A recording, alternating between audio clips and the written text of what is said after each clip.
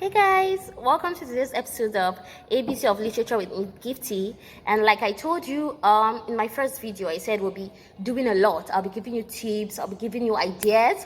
We'll be sharing, our thoughts on how to improve in our understanding of literature in English and how to attempt literature and English questions in examination. So thank you very much for joining me. In today's episode, we'll be looking at ways to answer literature questions in your WAEC, in your NECO, that essay, especially in your WAEC, in your NECO, in your GCE, in whatever, in your school's exam. How do you attempt essay question? It has always been a burden on learners. Learners want to know, how can I attempt an essay question? They really want to know that. It's been a huge burden. And well, I'm here to, should I say, help? I guess so. So the first thing, number one, I have 10 points here. The first thing you should do before or while answering, if you're given a paper and there are a number of questions, literature questions, first thing first, read the questions thoroughly, read the questions well. One thing is understanding. It is one thing to know something, it's one thing to understand a question. Students feel because some of them barely understand the question asked. They just say a question and because of time, yes, time management is key, I know that, but because of time, you see them struggling. Really struggling to attempt those questions. So you read the questions thoroughly, then you jot down important points on those questions. For example, you could be asked to talk about some minor characters in a novel, probably Richard Wright's Native Son. Talk about 5 minor characters, write short essays on them, characterizations and the roles they played and all that. And okay, the first thing that comes to mind, you begin to think of names of minor characters and you scribble them down somewhere. So you read the question. Very important. Don't just minor characters and start. Understand what you're talking about. Then you can quickly jot down important points so that they don't fly out. The moment you see your questions, there's some important points that comes to mind. So that they don't fly, you quickly scribble them down. Are we together? Number 2, highlight keywords or phrases in your question. Highlight keywords or phrases in your question. Let's look at this question. Critically examine the theme of racism in Richard Wright's Native Son. Critically examine the theme of racism in Richard Wright's Native Son. What are the keywords? 1, examine. That is the command there. 2, theme.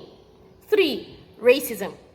Your keywords are examine, theme, racism. The moment you know and you highlight you underline them.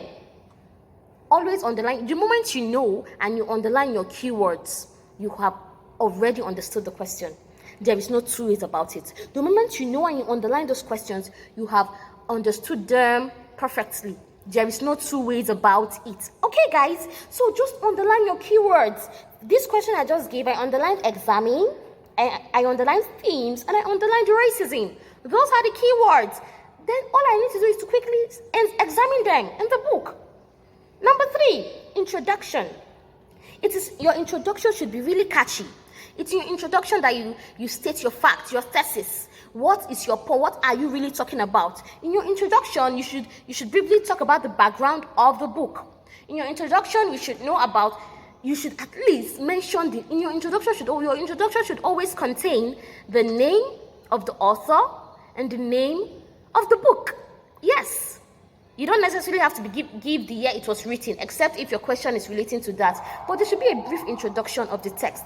Let the examiner know that this student knows her onion or his onion, knows what he or she is talking about. Are we together, guys? Okay, let's make progress.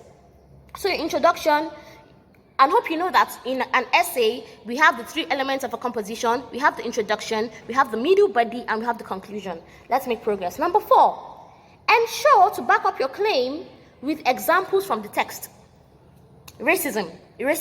You have to pick examples from the text. You don't just talk about it without making reference to Native Son. It could be, if you just talk about it without making reference to Native Son, the examiner will know that you just read a summary. You did not read the entire text, probably because it was bulky, it was big, and you didn't have the time. If you just talk about only racism and you do not make reference to the text where examples of racism, you can't just say, yes, we have issues of racism, it was because of racism that Bigger did this, Bigger did that. Hey, come on, how? Give us examples, give us an incident that happened in the text so that I can know you really read that text. Are we together? Number 5, do not summarize the whole plot. That is not necessary. Yes, examiners have read the book. Before someone attempts to grade a paper on a particular novel, he or she must have read that novel. I don't need you to give me the summary. I have read it. You don't have to tell me what it entails. You don't have to tell me what it contains. Do not give me the summary. I don't need all the stories, guys. Most of you do that a lot. You keep on summarizing. Do not summarize. We don't want to know. Who cares? Don't summarize the text. Go straight to the point, okay? Some of you will use 3 pages to summarize the text. That is, you've lost all your marks, okay? Number 6, be specific.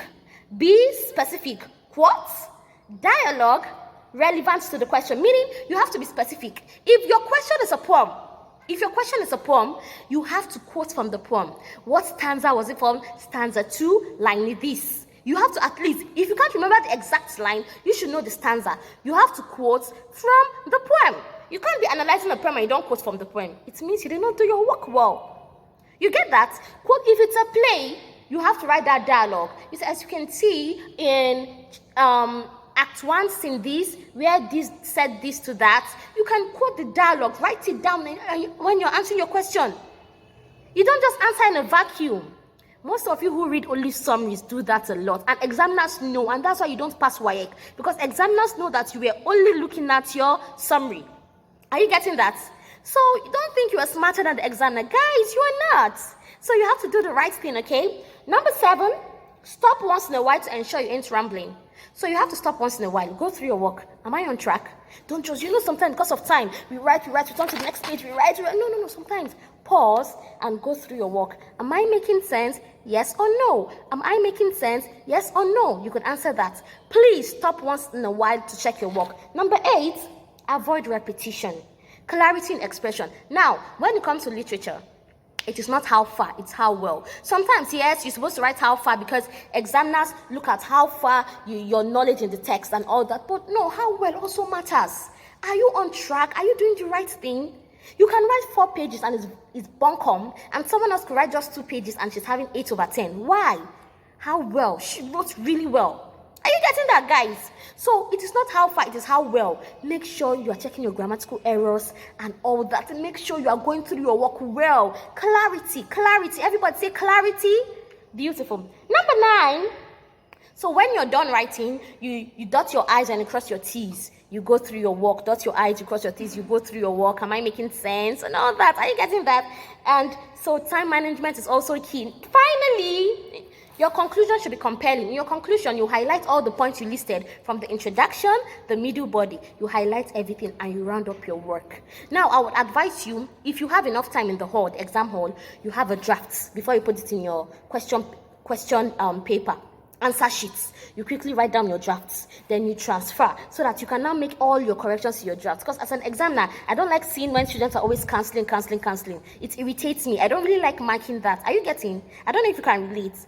So guys, these are the only few tips I have. I hope you learned from them. Please click on the subscribe button and I'll be waiting for feedbacks. You can comment. The comment section is there. Give this video a thumbs up. Thank you so much. I appreciate you. For those who have subscribed, I appreciate you. For those who will subscribe, thank you. Bye. See ya.